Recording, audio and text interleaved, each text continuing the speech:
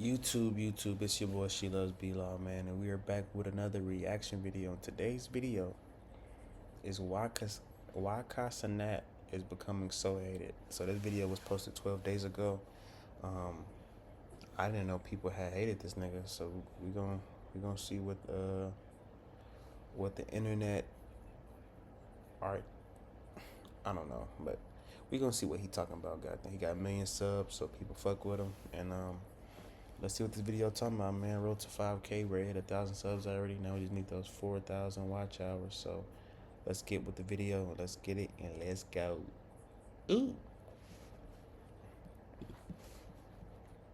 Kai easily the fakest human in streaming. Stop putting Kai Cenat on my timeline. I hate looking at stupid people. This dude Kai is honestly the most corporate and soulless streamer I have ever seen. Nothing he does is actually genuine. These are just a few of the countless tweets and comments reflecting how people feel about Kai Cenat in 2025. But go back just a year ago and he was celebrated as being the biggest streamer on the platform.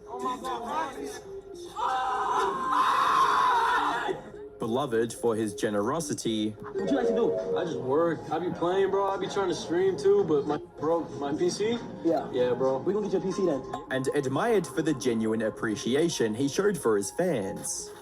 Yo!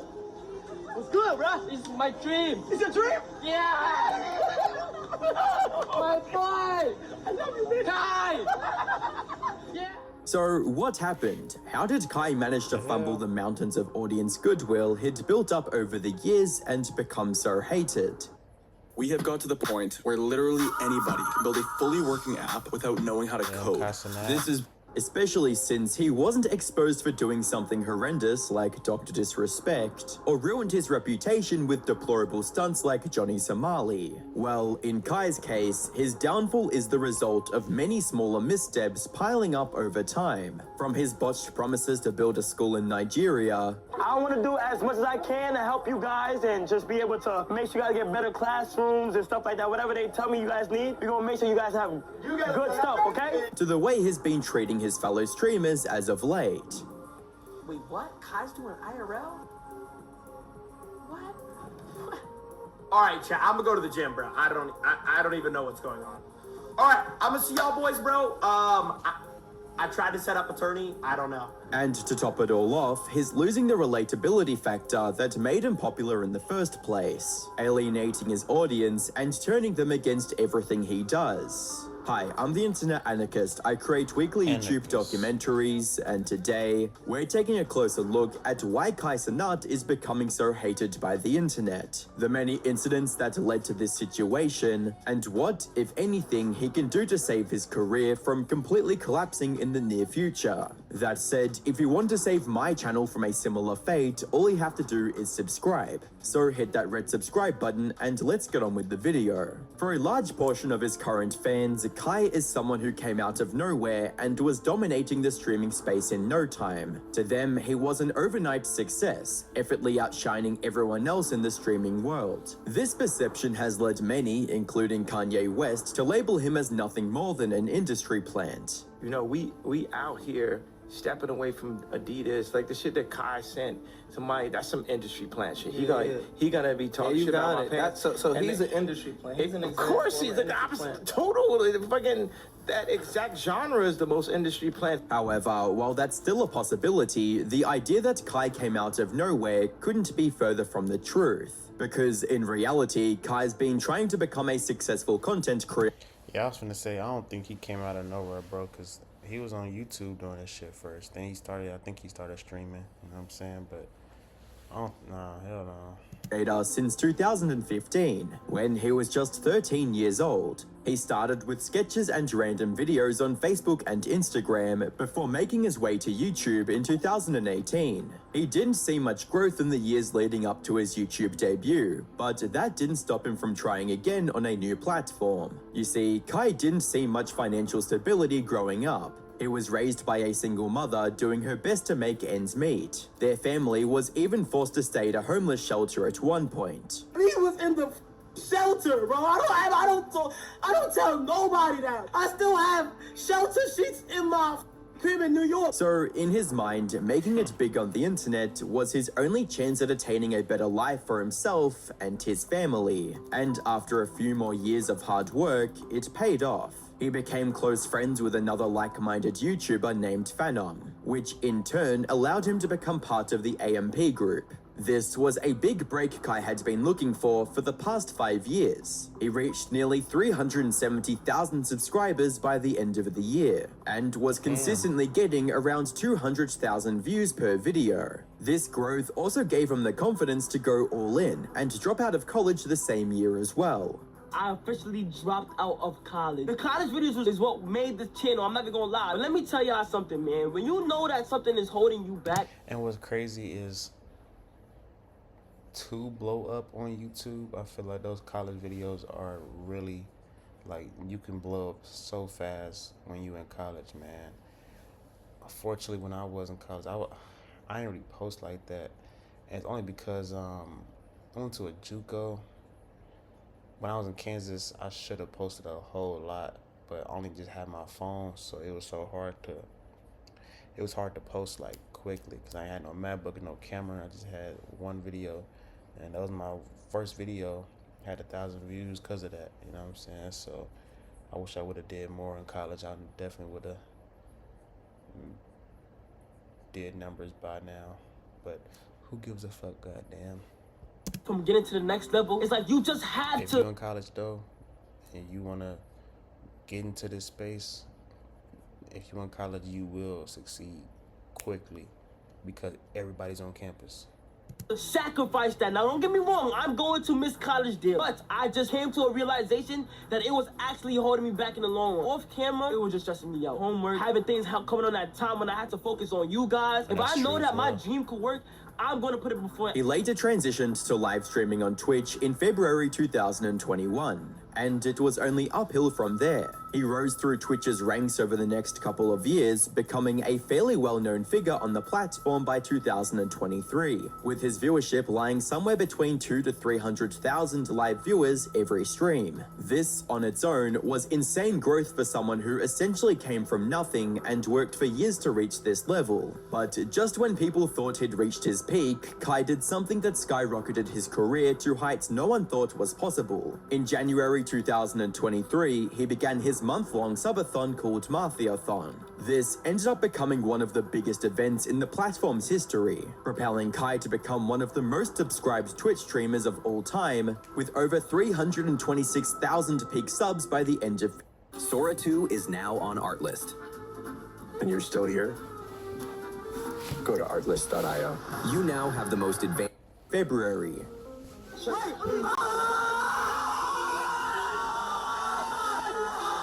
And while he lost this title to Iron Mouse a few months later, he came back even stronger with Marthiathon 2 in November of 2024, and ended up taking the #1 spot back with over 728,000 paid subs to his name.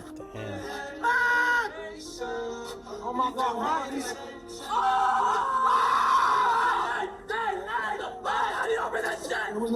the fuck? Suffice it to say, Kai seemed unstoppable at this point. But fast forward to 2025, and the love and support people once had for Kai is eroding with every passing day. He is by no means a struggling creator when it comes to raw metrics. However, the general sentiment surrounding him tells a completely different story. Where he was once considered the ideal streamer, a classic case of making the right person famous, many on the internet now see him as someone who, quote, ruined a generation. Which brings us back to the question we posed in the beginning of this video. Why?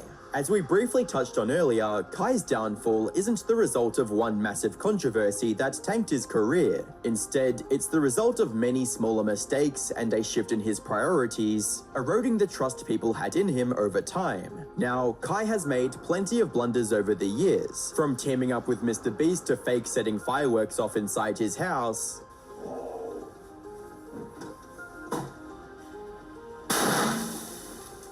to getting temporarily banned from Twitch on 9 different occasions. Then there was the disaster he caused in New York City in August of 2023, when he promised an in-person PlayStation 5 giveaway to his millions of fans without any preparations. The result was a large unruly crowd that quickly turned into a full-blown riot. New York police say Cenat promised his more than 6 million Twitch followers that he would have free PlayStation 5s to give away at this event. Kai was even arrested and charged with the crime of inciting a riot. However, while some of these missteps resulted in noticeable backlash, like when he invited convicted domestic abuser Chris Brown onto his stream during Mafia-thon 2, or when he and his crew nearly ended the lives of 2 innocent animals during other streams, none of these mistakes really impacted his career in a negative way in the long run. In fact, things like the New York City riot and the subsequent headlines only brought more attention to him and his streams, allowing him to reach an even wider audience. Instead, the factors that are actually dragging down his reputation are far more recent. Most of them also center on the core idea of him being a fake poser, someone who only says and does what will push his content further. And there's no better example of this than his unfulfilled promises to build a school in one of the... Yeah, I ain't gonna lie, like, it just probably wasn't in the works, but you definitely can't say shit like that. You definitely can't say the shit like that. Man, multi-million, that's a lot of fucking money, bruh. That's some shit that you really can't say, brother.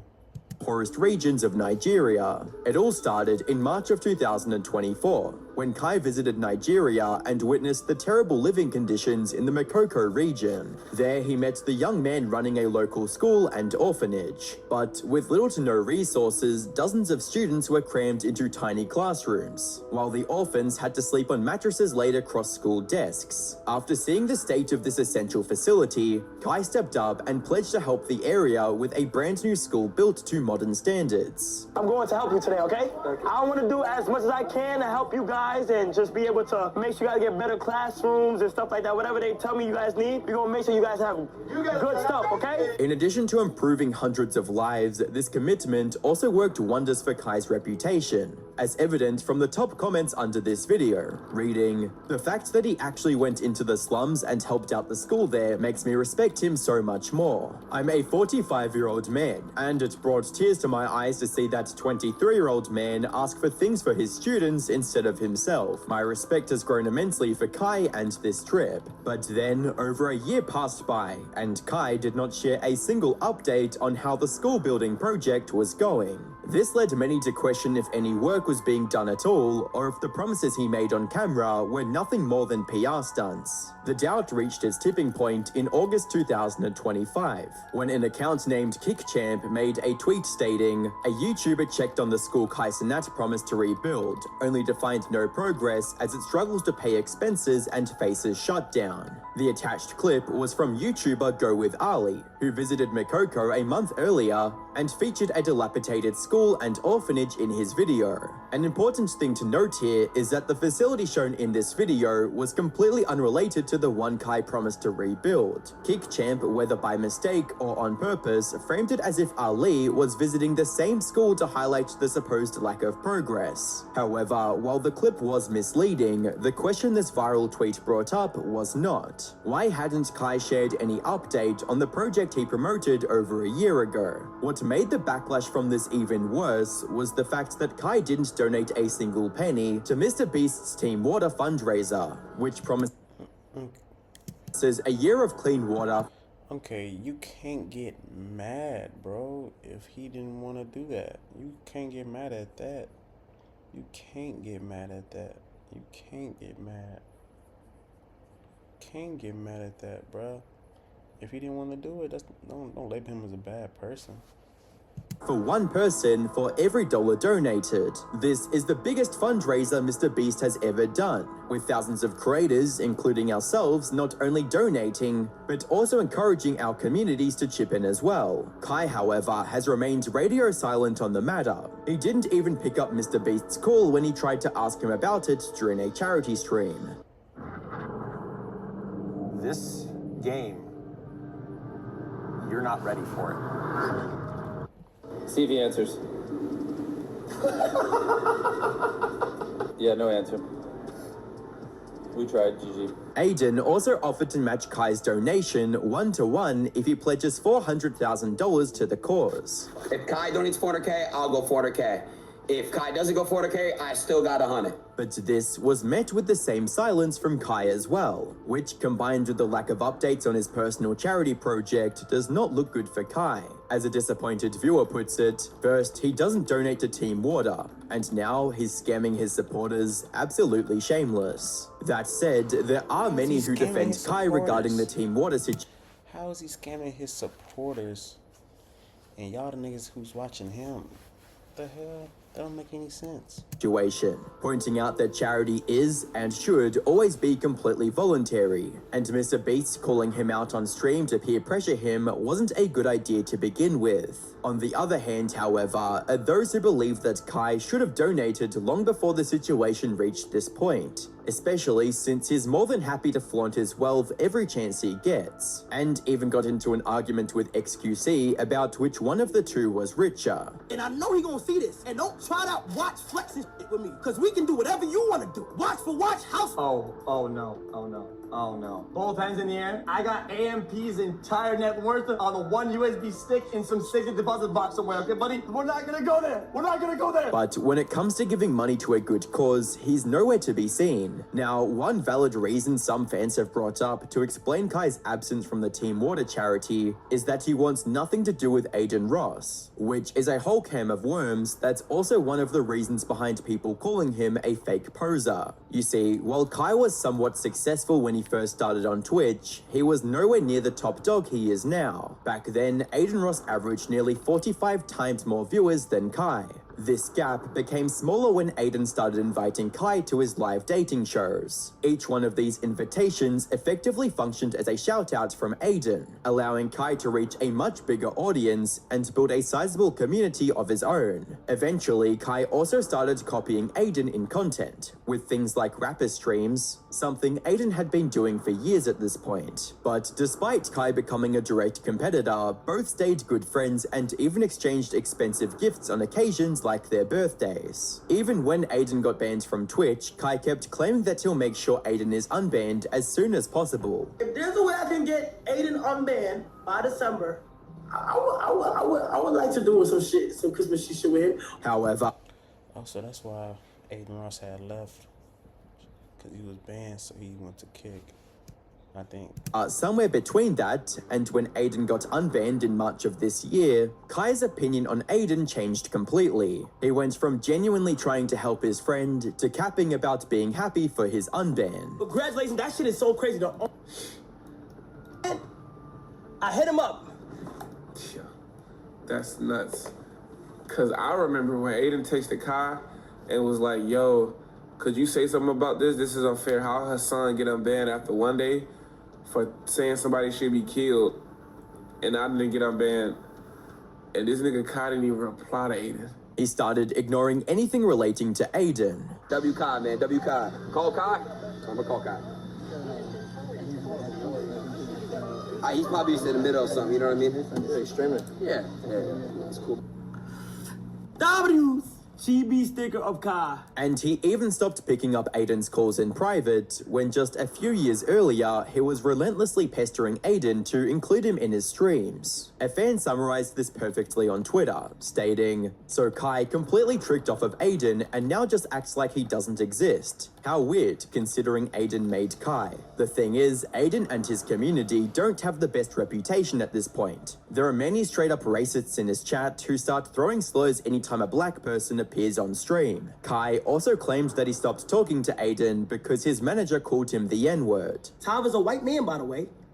He proceeds to say, from Nike to McDonald's, but bro, keep it real, bro. Nigga, a chicken Big Mac, nigga? Nigga, a chicken Big Mac, nigga? He on my phone calling me the N-word at 4 a.m. in the fucking morning. You supposed to be a nigga manager and you, what's up with you? This response split the community into two. Those who believe that Kai is completely justified in distancing himself from Aiden over this, and the others who think that he should at least publicly acknowledge Aiden for his contributions to Kai's streaming career. To this second side, Kai looks like a total fake. Someone who got what he wanted from Aiden, then jumped ship the moment things got rocky. Though, at least Kai has a somewhat justifiable reason for ignoring Aiden. But when it comes to Jinxie, there was no excuse for what he did, which in turn only added more fuel to the hate coming his way.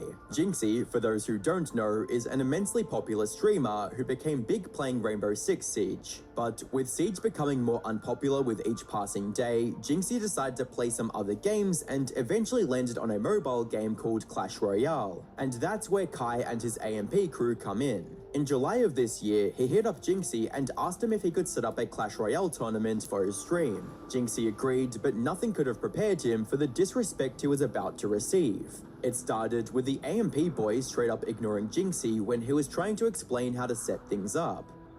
Go to social, and then go to invite friends. Yeah, I kind of saw this. I ain't fuck with this. Anybody in the chat want him? Your Anybody? Oh, choose your player name. He's single. See, I didn't fuck with this. I ain't gonna lie. I really didn't fuck with this. Now, it was probably something going on behind the scenes, but I definitely wasn't fucking with this, though. Anybody in the chat want him? Anybody single in the chat? What the fuck are you? What the fuck are you talking about? Chris, that chat want my man. Chris, that ass right now. I don't want to battle, chat. But if that wasn't bad enough, Kai somehow forgot about the tournament completely and started doing some IRL streaming instead, something Jinxie only found out when his chat told him about it, resulting in him getting disappointed and ending the stream. Wait, what? Kai's doing IRL? What? All right, chat. I'm gonna go to the gym, bro. I don't even know what's going on. All right, I'm gonna see y'all boys, bro. I tried to set up attorney. I don't know. The least Kai could have done was inform Jinxie about the change of plans and apologize for wasting his time, but he didn't bother even telling him about it. This sparked an immediate wave of backlash, with Kai's own viewers spamming L's in the chat. Only then did he notice and try to fix things, but by that point, it was already too late. What am I doing? Why does it Al Kai? No, tell Jinxie. Matter of fact, no. Okay, yeah. I'm going to Jinxie, bro. You got out for real? Jinxie ended for real? Oh God.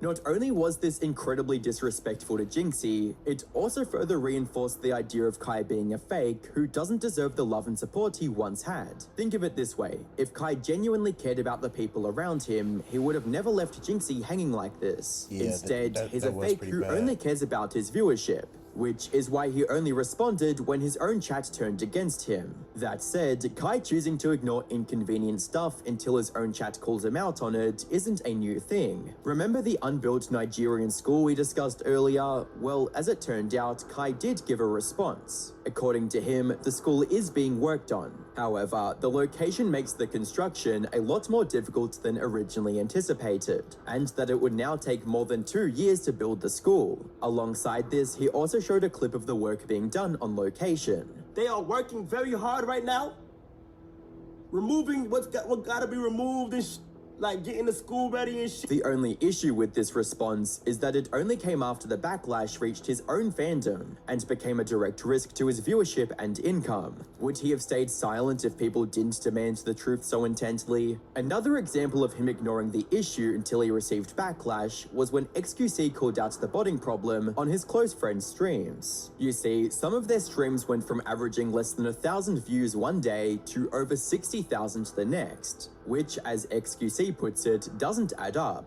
When the number is like that, it's just no good. Like it's not. And you compare some of these other guys. Sometimes, yeah, it's what like it's up and it just doesn't add up. That's motion, brother. 37% validated viewer, bro. 30% validated viewer? I mean, you have to be kidding me, right? Brother, Parakeet AI is an AI job interview assistant that gives you answers and solutions to every coding problem on your job interview. That's less than 30%. Bro, that's 31% validation. For those who don't know, a validated viewer is someone who is logged in with a proper account and is much less likely to be a bot. Unvalidated viewers, on the other hand, are ones that watch a stream without ever logging in. Typically, the number of unvalidated viewers is very low for most streamers. Let's take Kai's own Mafiathon 3 stream as an example, where less than 18,000 out of the 123,000 are unvalidated.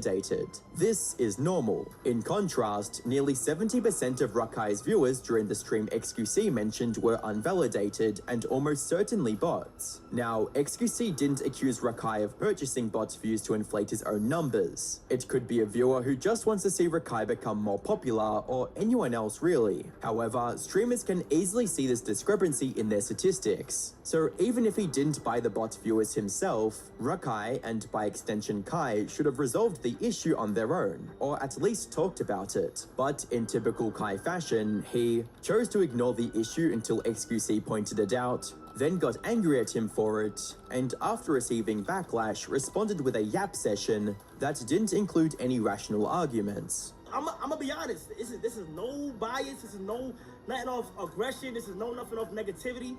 It looked like you eating, yeah? Like, I'm not even trying to be funny or mean. I'm gonna go ahead and say it looked like me eating just a little bit. And I'm kind of tired of like going the whole road because I feel like the more I hold back, it's not the first time. This is how it looked, Felix. This is me talking to Felix. This is me not really being on some shit. It looked like you eating because it's like, it's a pattern. It's like everything, something is going good on this side. Like you saying got to say. And then when you say it and I say something, it's you was joking. As one commenter puts it, attacking the person instead of the argument is a sign of defeat. However, ignoring alleged bot viewers on his inner circle streams, avoiding accountability until receiving backlash, and leaving Jinxie hanging are just symptoms of a bigger problem, which, as we've discussed so far, is how fake has become for many of his viewers. Where he once represented the everyman, hanging out and having fun with his friends on camera, he's now a corporatized entity trying to bridge the streaming and traditional celebrity culture. To many of his longtime viewers, everything he says or does at this point feels rehearsed. His laugh and reactions seem less genuine and geared more towards farming clips and viral moments. Yo, I'm gonna be in shape by December. Fans even joke about him having a stylist for not just his fashion, but everything from his taste in music to the way he reacts to certain situations. Something that sounds absurd until you see him awkwardly standing with a smile at an NBA YoungBoy concert, someone he's supposed to be a big fan of.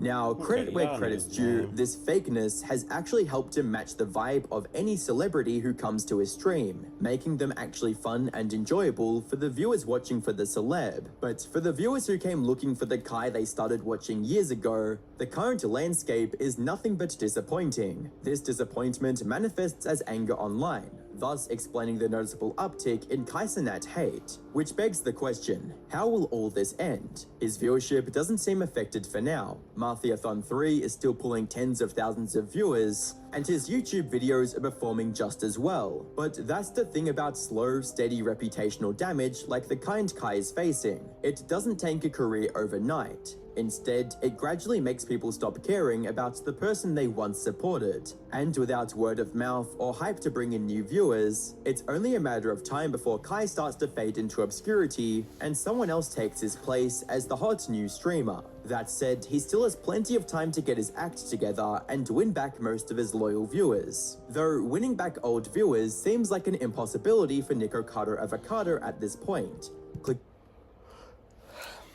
Yeah, YouTube.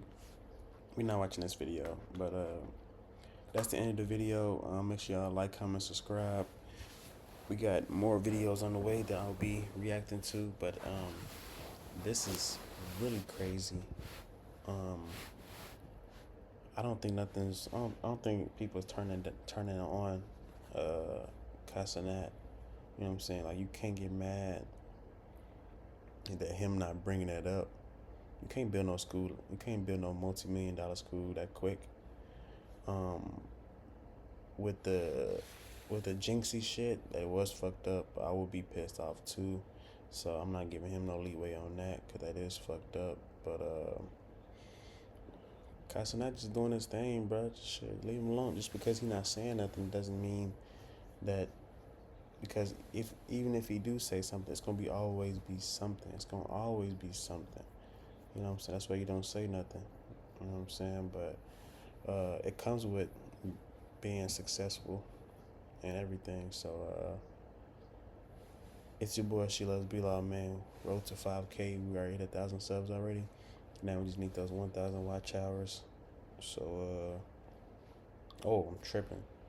We just need those 4,000 watch hours before the year ends. Every time I post, it doesn't matter if it's 8 views, 15, 20, hundreds, thousands, my watch time always go up. My watch hours always go up.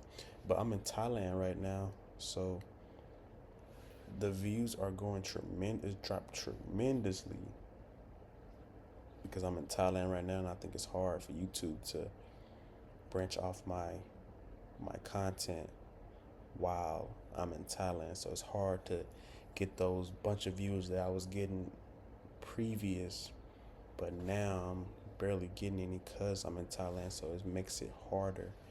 You know what I'm saying? But I like a challenge, though. I like a challenge. So it's your boy, She Loves B-Law, man, and we are out. Ooh.